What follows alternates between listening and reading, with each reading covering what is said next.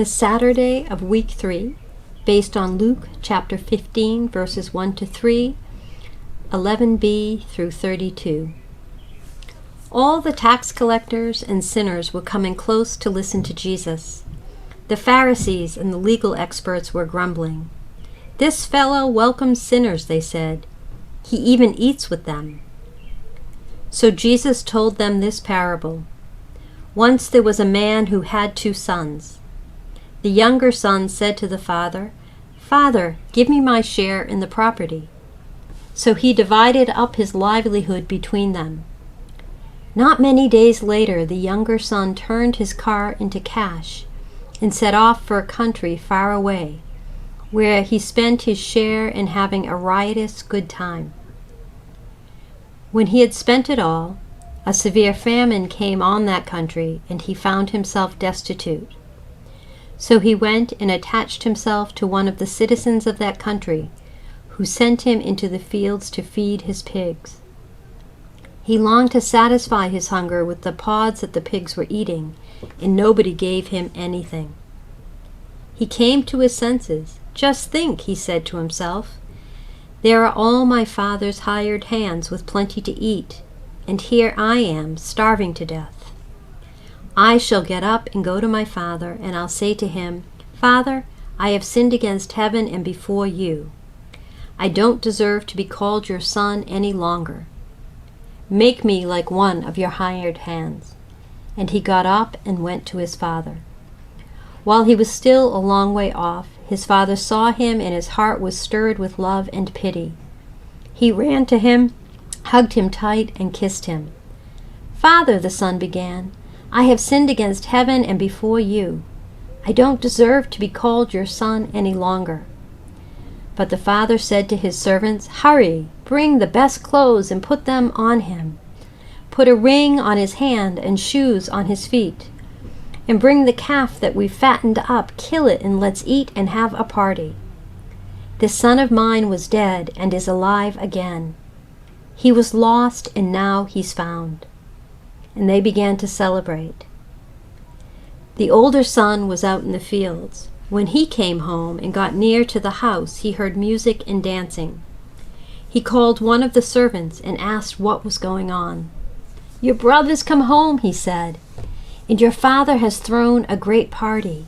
He's killed the fattened calf because he's got him back safe and well.'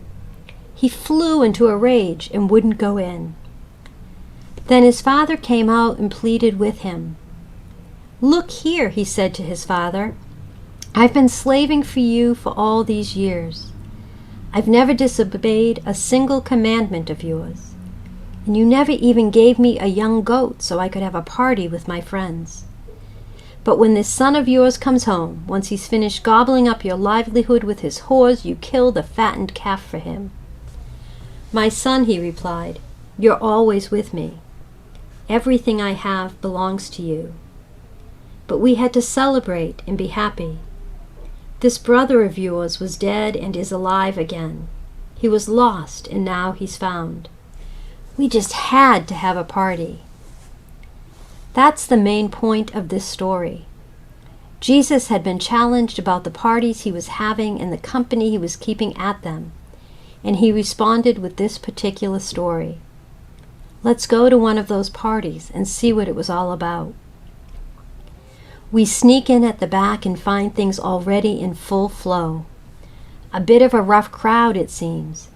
The sort of people you'd probably avoid in the street, some of them scruffy, some of them a bit too suspiciously well-dressed. How could they afford clothes like that?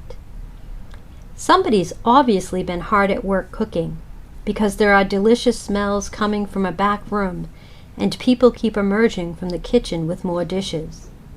And there are flagons of wine, and everyone is helping themselves.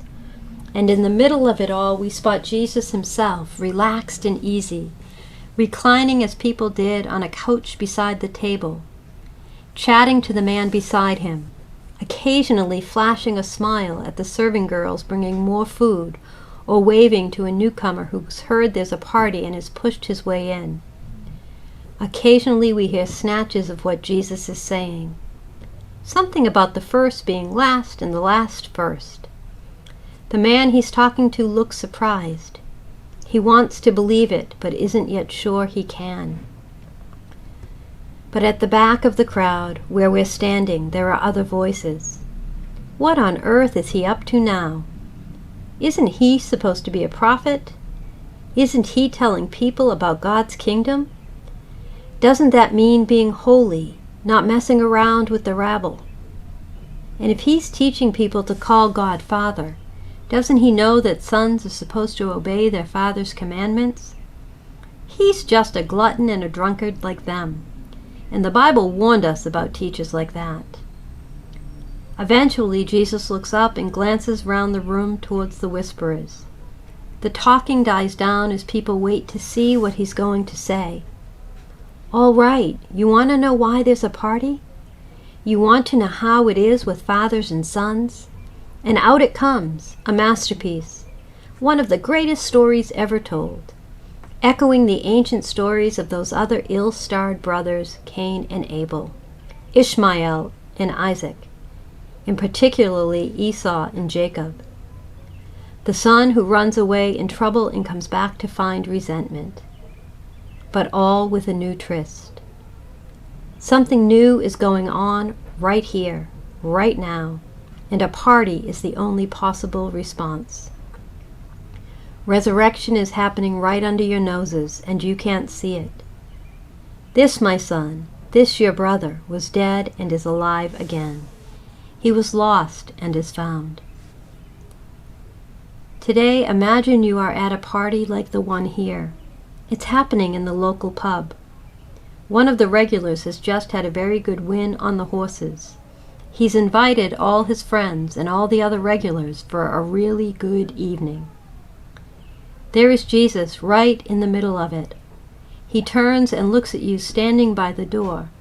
Yes, his eyes seem to say, and what about you? Come on in and join the fun. Talk to God about how that makes you feel and what it makes you think.